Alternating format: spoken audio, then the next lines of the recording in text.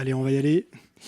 Bonjour à tous. Très content de partager cette scène avec Charles et Sabi pour vous parler de ce qu'on a développé avec les équipes de Lacoste. On va rendre concret une partie des use cases qui ont été montrés tout à l'heure sur le cas de Converteo Assurance dans le contexte d'une marque retail comme celle de Lacoste. Je voulais commencer par alors déjà mettre cette magnifique photo de la Lune qui a été prise par Artemis, du coup il y a maintenant un peu plus d'une semaine. Je trouve qu'elle représente de manière très concrète ce que c'est que l'audace et le challenge. J'aurais pu vous raconter que Converteo et Google avaient vibe codé toute la stack technologique de la mission. L'histoire est un tout petit peu différente, hein, on n'y est pas pour grand-chose. Non, en tout cas, on y est par contre pour quelque chose de très concret sur ce projet partagé avec Lacoste. L'audace et le challenge, on considère que c'est deux éléments qui sont indispensables quand on veut passer de l'IA à l'échelle. L'audace parce qu'il faut viser loin et donner de l'ambition, et notamment embarquer les équipes. C'est un moyen d'aller chercher de l'adhésion. C'est quelque chose qui est important. Et le challenge, parce que développer de l'IA, ça reste quand même quelque chose qui ressemble à une exploration. Si on n'a pas de challenge, si on ne se donne pas un cap, un mur, à une deadline vraiment à ne pas dépasser, c'est toujours le risque d'avoir un projet qui dure trop longtemps. Dans le cadre de ce qu'on a construit avec Lacoste, et du coup en partenariat avec Google, l'audace, elle est marquée par le fait que Lacoste a cherché à basculer un chatbot historique, un SaaS, en n'allant pas vers un SaaS et en redéveloppant une solution conversationnelle qui, elle, avait à la fois le bénéfice de pouvoir basculer sur quelque chose de très personnalisé par rapport aux enjeux de la marque et en même temps se projeter vers une expérience qui va bien au-delà des premiers cas d'usage qui sont sortis au mois de mars. Et donc ça, c'est quelque chose qui est important puisque ça donne un cap et ça motive aussi les équipes à aller travailler un sujet avec une première étape, mais qui derrière se poursuit sur d'autres cas d'usage avec l'ambition de revoir l'expérience e-commerce du site autour de l'IA. Le challenge, comme on remplaçait une solution, du coup cette solution historique, ce legacy disparaissait début mars et donc on n'avait pas le choix que de faire en sorte que le 4 mars, la solution devait être en production, fonctionnelle, avec le bon niveau de qualité. Et donc ça, c'est aussi quelque chose qui a créé de l'énergie, créé en tout cas un très bon niveau de synergie de collaboration entre Lacoste, Google et Converteo. On n'avait évidemment pas le choix d'y arriver et de nous assurer que tout ça sorte en production. On va, avec Charles et Sabi, vous raconter comment le delivery de ce projet s'est passé et comment on a fait en sorte, en seulement 2 mois, de réussir à sortir tout ça. Pour vous donner un peu de matière sur ce que René fait, donc René, vous y avez accès sur le site lacoste.us. Il est déployé aux États-Unis, puis au Canada, puis sera déployé ensuite sur le continent européen. René, il a vocation à répondre à des questions sur des FAQ dynamiques. Si vous lui posez une question sur le suivi de votre commande, vous partage des éléments de tracking de votre achat sur le site de Lacoste. Et puis, il y a aussi une brique fonctionnelle qui s'appelle Live Chat, qui permet effectivement de faire le lien avec Salesforce et de faire le lien dans une discussion live avec un agent de Customer Service qui, lui, a en interface Salesforce et qui discute en live avec quelqu'un qui, lui, a en interface le chatbot, l'agent sur le site Lacoste. Et donc, c'était un des enjeux principaux, donc on en parlera. Évidemment, il y a tous les enjeux autour de l'IA et de la capacité à intégrer l'IA dans l'écosystème de Lacoste, mais aussi la manière de créer ces canaux d'escalade vers une interaction humaine, comment faire l'escalade, et puis ensuite comment réussir aussi l'intégration avec un partenaire différent de Google, et ça s'est très bien passé. Je vais laisser la main à Sabi pour rentrer dans des sujets plus techniques. Merci David. Bonjour tout le monde, vous m'entendez bien? Super. Oui, l'agent René, donc, qui est en référence à René Lacoste, repose sur trois piliers qui sont un peu à l'image des trois partenaires qui sont Google, Converteo et Lacoste.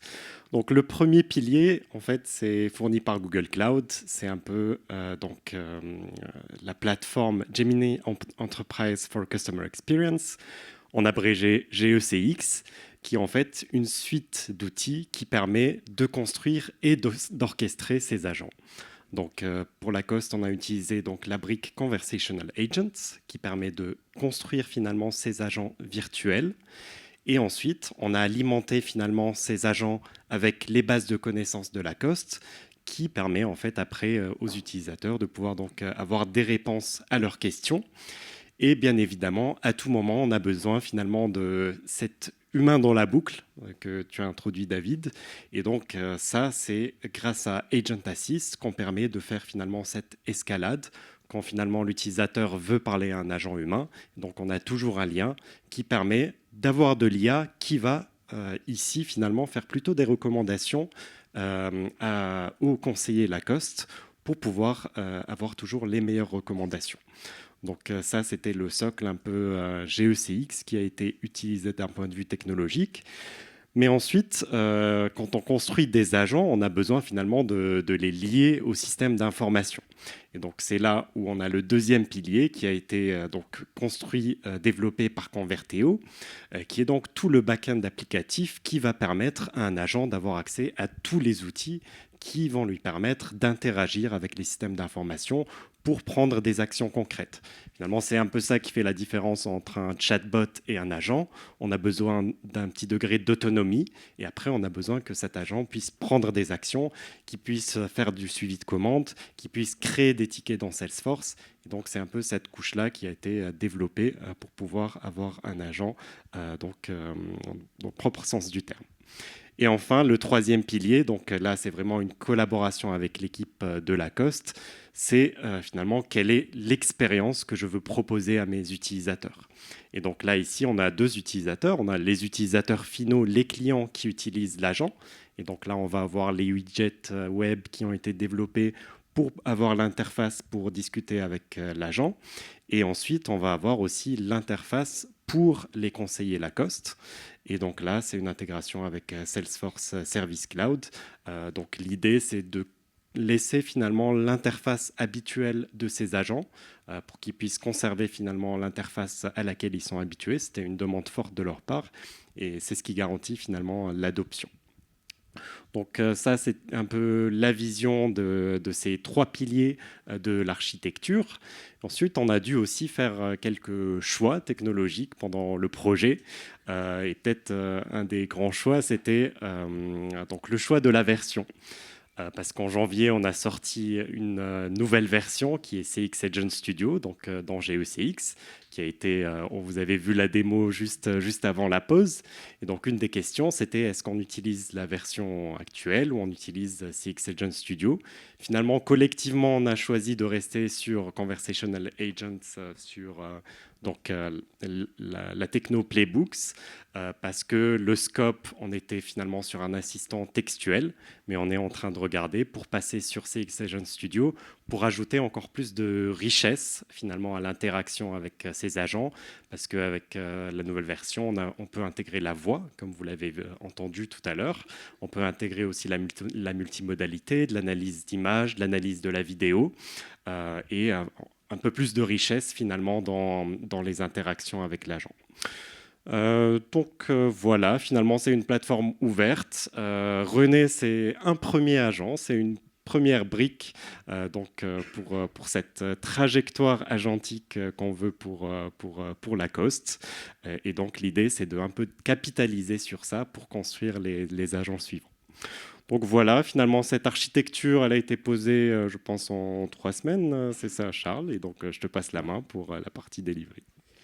Voilà, donc on va voir comment on a posé l'architecture, tous les arbitrages qu'on a dû faire. Tu en as présenté un, il y en a eu d'autres, parce que c'était bon, une course vers l'espace, peut-être pas, comme disait David, mais en tout cas une course contre la montre, puisque on devait remplacer une solution qui avait beaucoup de limites, mais qui avait au moins le mérite d'exister, et donc il fallait être prêt.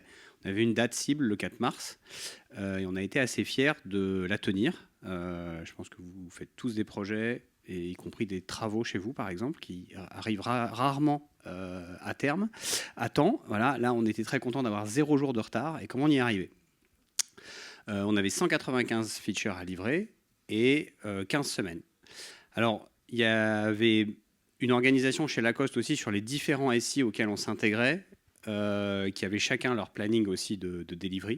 Donc, il a fallu jouer avec ça et jouer aussi avec la découverte dont parlait David, de l'IA, qui est quand même encore aujourd'hui, même sur des sujets très précis, avec des scopes très précis, il y a toujours une phase de test and learn à prendre en compte. Donc on est un peu sorti des logiques de sprint, on a préféré appeler ça des cycles, qu'on a fait sur des moments de 3 semaines. Le premier étant principalement le fait de poser l'architecture, mais dès le cycle, donc ce qu'on a appelé un cycle 0, mais sur les suivants, on s'est astreint à avoir toujours dans une logique produit un incrément pour nos utilisateurs. Quand bien même on n'allait pas en prod parce qu'on avait jusqu'au 4 mars et que le but n'était pas d'aller en prod immédiatement, mais d'aller en prod au moment où on avait la couverture fonctionnelle à peu près équivalente à celle du chatbot actuel. On a travaillé pour viser des démos, pour embarquer les équipes, notamment les équipes Lacoste, des équipes Care qui sont habituées à utiliser, qui étaient habituées à l'outil précédent et très peu habituées à l'IA jusqu'à maintenant. On les a embarqués dans des démos qui étaient des fins de cycle où on aurait été capable d'aller en production. Donc, ce que vous avez vu, la petite vidéo que vous avez vue au début sur les FAQ dynamiques, ça, c'était le premier cycle. Ensuite, on a eu une phase où on avait le suivi de commande et à la fin, l'intégration dans Salesforce, très similaire à ce que vous avez vu dans la démo précédente dans le monde de l'assurance. Donc, on avait ces démos-là qui nous ont amenés jusqu'au dernier cycle où on était le 2 février de mémoire avec des agents qui sont capables de travailler end-to-end sur tout le scope fonctionnel et un dernier cycle de fine-tuning et de démo qui nous amène à ce fameux 4 mars au matin. Donc on travaille sur le marché US. Donc on avait la chance, entre guillemets, de pouvoir jouer un petit peu sur le décalage horaire. Donc on arrive avec des croissants à 10h30 ce 4 mars dans les locaux de Lacoste. On lance le projet. Il doit être 4h du matin, si je ne me trompe pas, sur les équipes, sur la côte Est. Et on a quand même un premier use case qui arrive de quelqu'un qui, à 4h du matin, se demande qu'est-ce qu'il va faire de son code promo Lacoste. Voilà, on est déjà, dès ce premier utilisateur, sur un incrément par rapport à ce qu'il y avait avant, puisqu'avant, on était sur un outil qui n'était capable de répondre que dans les horaires d'ouverture du service client. Là, on a une IA qui est capable de répondre 24/24 à, on le verra sur la suite, 60%, dans 60% des cas, elle est capable de répondre toute seule. Et elle ne débranche sur un humain que dans les autres cas. Voilà, donc on est très heureux d'avoir ça au lancement. Mais ce n'est pas suffisant parce qu'on rentre dans un monde qui est assez flou. Donc, vous verrez après, je vous en parlerai, il faut beaucoup de monitoring. Je vais aller rapidement là-dessus, mais 3 éléments qui nous ont permis, derrière ça, de tenir cette date. D'abord, on a besoin d'itérer en permanence. Donc, on a préféré la logique Kanban à la logique de Scrum, c'est-à-dire qu'à l'intérieur des cycles, on avait des micro-livraisons en permanence pour avancer et gérer cette incertitude, cette hyper-agilité. Un deuxième élément important, on a choisi dès le début le front que vous avez vu. On s'interface dans un système existant. Il aurait pu être nativement sur le front de Legacy de Lacoste. On a préféré être indépendant dans la façon de le développer et on l'a fait sur un client, un widget léger côté Google. Et la dernière chose qui peut paraître une évidence, mais c'est quand même très important, une équipe qui était 100% dédiée à ça, entre 7 à 10 personnes. Alors, ils sont tellement habitués maintenant à être focus qu'ils sont venus et ils sont inséparables, ils sont toujours là-bas, vous pourrez les rencontrer après, avec évidemment des compétences très diverses, entre des compétences techniques d'architecture, de dev front, de dev back, d'ingénieurs IA, mais aussi des QA, PO, PM, qui étaient en permanence en lien avec les équipes Lacoste pour faire les arbitrages nécessaires sur le delivery, et qui, encore une fois, est ce qui nous a permis de tenir ça. Et du coup, je me suis trompé. Je vous ai déjà raconté le lancement, mais c'est pas grave. Du coup, voilà à quoi ça ressemblait. Vous l'aviez vu avant. Et donc, mission accomplie. Mais je vous ai gardé une anecdote pour après. C'est juste après ce premier client, on était très contents. On s'est rendu compte de quelque chose d'assez massif sur une partie du trafic qu'on n'arrivait pas à capter, sur un problème de cookies, des conflits de cookies entre les différents stacks legacy de Lacoste. Dans les environnements d'IA et dans ce type de projet, il est absolument indispensable d'avoir du monitoring initialement pour assurer que ces projets qui sont très courts mais qui vont quand même en production doivent être maîtrisés. Et donc, ce problème-là, il a été identifié immédiatement. La façon de le corriger, comme c'était un sujet legacy dans la stack Lacoste, a été un peu plus long, mais on a su le monitorer, l'identifier et en quelques jours arriver à le régler et à du coup passer à attaquer cette partie du trafic qui nous échappait au début. Voilà, c'est aujourd'hui, évidemment, les systèmes de monitoring et de testing sont importants dans tous les projets technologiques, mais dans les dimensions d'IA, ils deviennent absolument fondamentaux. Sinon, vous courez à la catastrophe parce que vous n'arriverez pas du tout à maîtriser tout l'ensemble des possibilités qui vont advenir quand vous allez passer en production. C'est très bien. Et je vais juste rajouter un micro-point pour relier ça à ce que disait Sabi. En fait, quand on délivre un projet comme celui-là, on est tout le temps en FOMO de ce qui se passe parce qu'il y a des nouveautés tout le temps. Et donc effectivement, un des vrais learnings pour réussir le challenge de délivrer un produit comme celui-là dans un laps de temps assez court, c'est de résister à ça, de ne pas vouloir jumper sur la nouvelle solution techno qui vient d'émerger la veille.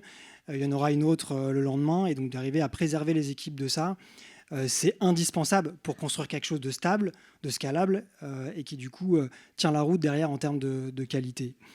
Il y a un point aussi qui est important. Dans le déroulé d'un projet comme celui-là, on embarque des équipes qui n'ont pas l'habitude de travailler sur des solutions qui intègrent de l'IA. Et donc, on part d'un monde déterministe où on a l'habitude de donner une spec, de donner un cahier des charges et de récupérer a priori ce que le cahier des charges avait demandé au départ. Avec l'IA, c'est très différent, puisque du coup, on est plutôt sur un schéma où on communique une intention et l'agent va répondre jamais la même chose. Et donc, on est sur un pourcentage de réponses qui seront plus ou moins bonnes par rapport à à l'intention qu'on a donnée au départ. Donc, c'est du comportement. On va évaluer un comportement. Et donc, ça, c'est un changement de paradigme. Quand on travaille un projet comme celui de Lacoste, et c'est pour ça que l'enjeu de faire une première démo très rapidement pour montrer quelque chose était aussi quelque chose de critique, c'est de montrer aux équipes et de les emmener vers « Ok, vous allez tester un agent. Quand vous allez poser une question A, vous n'allez pas toujours avoir la même réponse B. » Et donc, de les acculturer à ça et de les accompagner dans ce changement. Donc, effectivement, est-ce que l'agent dit exactement cette phrase ? Ce n'est pas la bonne question à se poser. Est-ce que l'agent oriente le client vers la bonne résolution d'un problème ? C'est ça qu'il faut être capable d'assesser. Et c'est un chemin qui est progressif pour embarquer les équipes là-dessus. On est sur une approche non déterministe et c'est quelque chose qui est clé. On en a parlé un peu tout à l'heure. Un des critères fondamentaux pour arriver à faire le scale sur l'IA, c'est la confiance. Et donc, pour que les utilisateurs aient confiance dans l'agent, il faut arriver à traiter correctement ça, mais il faut aussi que les utilisateurs comprennent comment un agent IA fonctionne dans son mode non déterministe. On a un autre sujet qui est important, évidemment, c'est le contexte. Donc ça, on le pratique tous quand on travaille avec nos agents LLM favoris. Le partage du contexte est fondamental. Il y a plusieurs paramètres. Le premier, c'est que quand on démarre un projet comme celui-là, on a toute la documentation liée encore une fois, aux spécifications, aux parcours qui ont été pensés, dans ce cadre par les équipes de Lacoste, les règles métiers qui sont rigoureuses, qui sont indispensables. Ça devient une mine d'or pour arriver à traiter correctement, en tout cas à construire le contexte autour de l'agent. Mais ce n'est pas suffisant. Ça doit venir s'alimenter par toutes les discussions qu'on va avoir, les interviews, la compréhension de comment les agents de customer service travaillent, etc., etc. Et un autre paramètre, c'est que ce contexte, il est vivant, puisque forcément l'entreprise bouge. Donc déjà en 2 mois, il peut se passer des choses. On dit qu'une IA drift.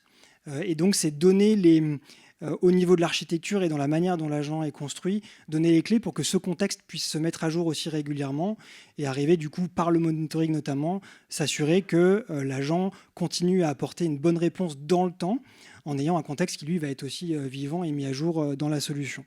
Et ça c'est quelque chose de clé.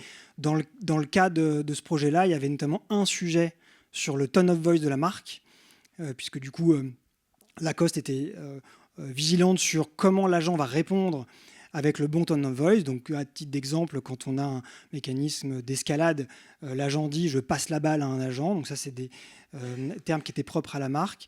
Donc ça, c'est des éléments de contexte qu'il faut rajouter, mais ces éléments, ils peuvent évoluer aussi. Donc, il faut que l'agent soit capable d'intégrer des évolutions dans le temps. On est parti sur ce projet avec des objectifs. Et du coup, je pense que pour la première fois, on a aussi une partie de la facturation de ce projet qui s'est fait au succès sur ces KPI. Donc, on est, nous, incentivé sur des objectifs liés à ces KPI qui, dans le temps, doivent tenir des objectifs. Au-delà de ça, et au-delà de justifier aussi pour le projet une logique de ROI, c'est des indicateurs qui ont été hyper clés pour nous aider à maintenir le cap pendant les 2 mois de développement. Parce que, évidemment, quand on démarre un projet comme celui-là, régulièrement, on a des nouvelles idées. Régulièrement, on a des stakeholders métiers qui nous disent tiens, on pourrait faire aussi comme ci, comme ça.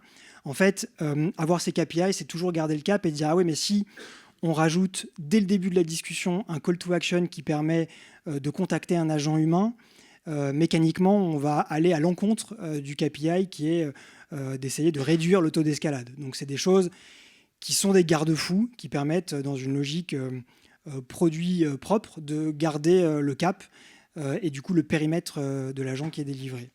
Au-delà de ça, on a vu dans les premiers jours de production de l'agent que les KPI étaient bons, notamment la tenue d'un taux d'escalade qui reste bas, qui reste proche des 30% avec un objectif en dessous de ça, et puis le temps de discussion avec l'agent qui aussi est très bas, qui ça là est un vrai indicateur de succès puisque du coup ça démontre la capacité de l'agent à comprendre l'intention de l'utilisateur et à très vite lui apporter une réponse pertinente par rapport à son besoin.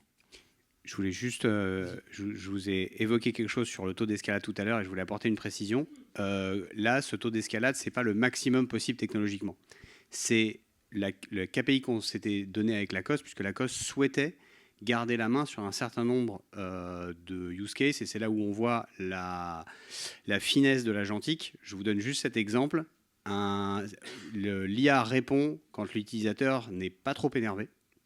Quand il commence à être un peu énervé, on le bascule à un humain, et quand il est beaucoup trop énervé, on ne le bascule pas à un humain pour protéger le service client, et on lui demande de se calmer et d'envoyer un mail qui va finir chez le service client, mais par un canal froid.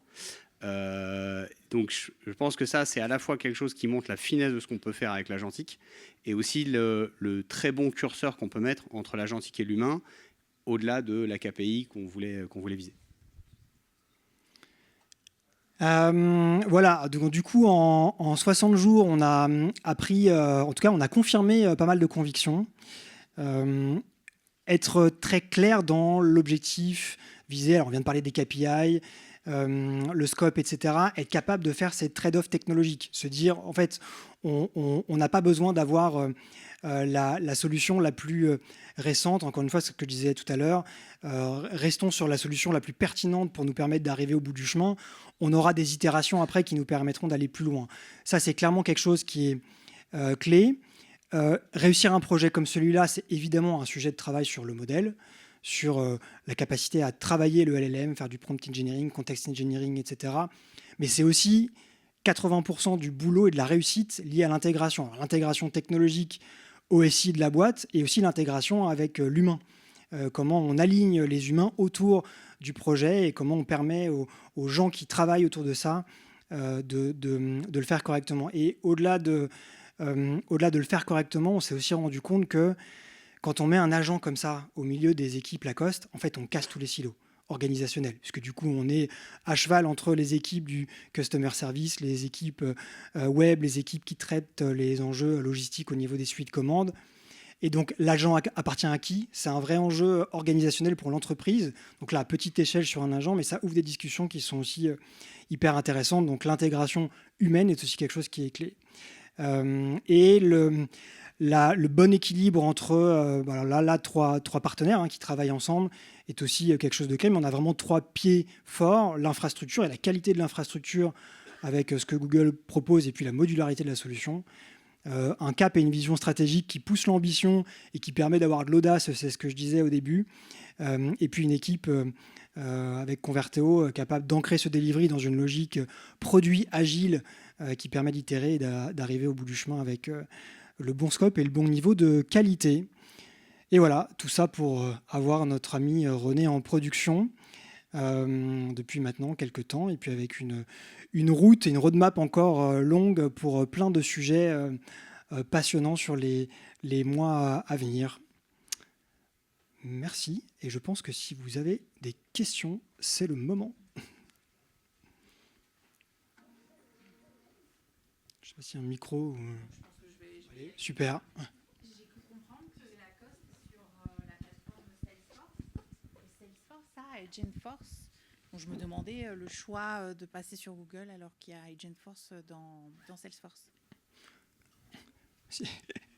Alors, Question délicate. Oui, c'est tellement délicate ici, mais du coup, je me pose la question d'un point de vue... Alors, ça a été évidemment discuté. Qu'est-ce que j'ai le droit de dire? On a dit qu'il y avait 4 mois de delivery. Il y a eu, je crois, 6 mois de RFP avant ces 4 mois de delivery. Donc, c'était un sujet stratégique et un sujet long et compliqué.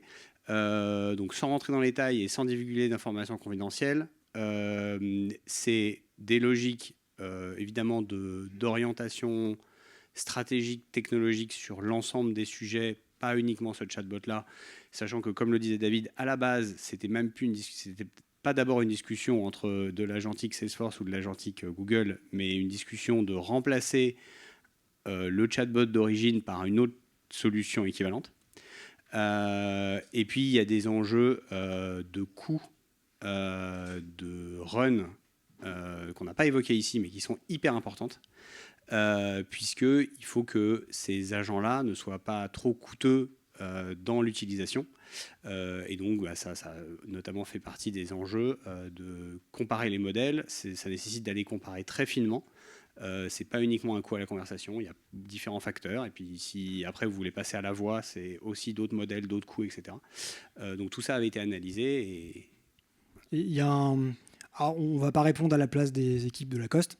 Si on avait eu quelques personnes de Lacoste, ça aurait pu répondre ici. Mais en tout cas, il y a aussi un sujet lié à la capacité d'avoir une solution qu'on peut personnaliser et qui soit modulaire. Et là, effectivement, on a, au travers de la solution Google, été en capacité d'aller se connecter à Salesforce Service Cloud, aller s'interfacer sur la partie Commerce Cloud sur le web. Donc, on a quelque chose modulaire et qui, du coup, est scalable. Et donc, c'est un des paramètres aussi qui a poussé les équipes de Lacoste à retenir ce choix. Merci.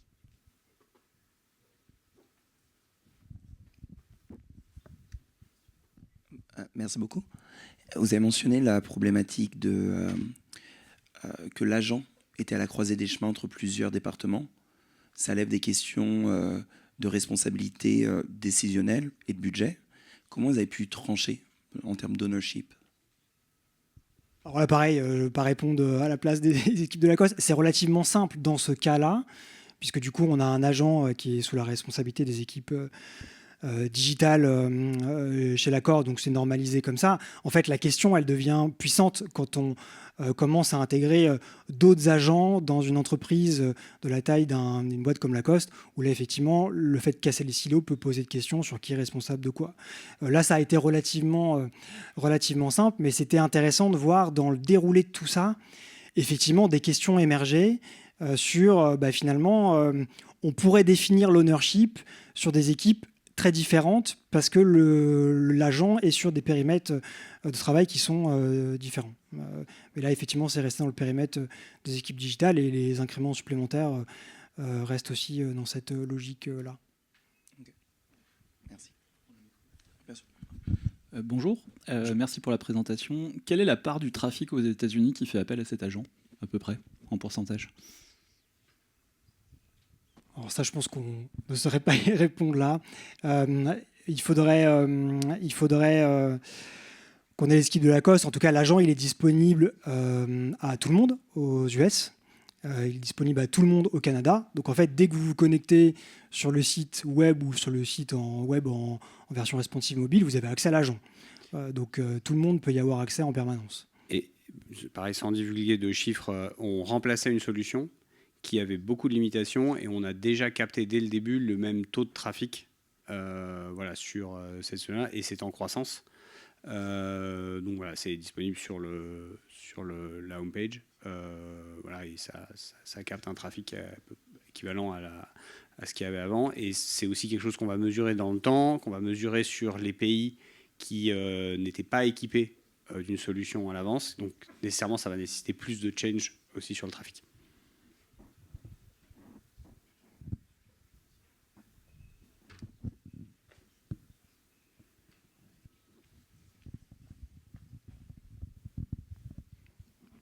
Eh bien, merci.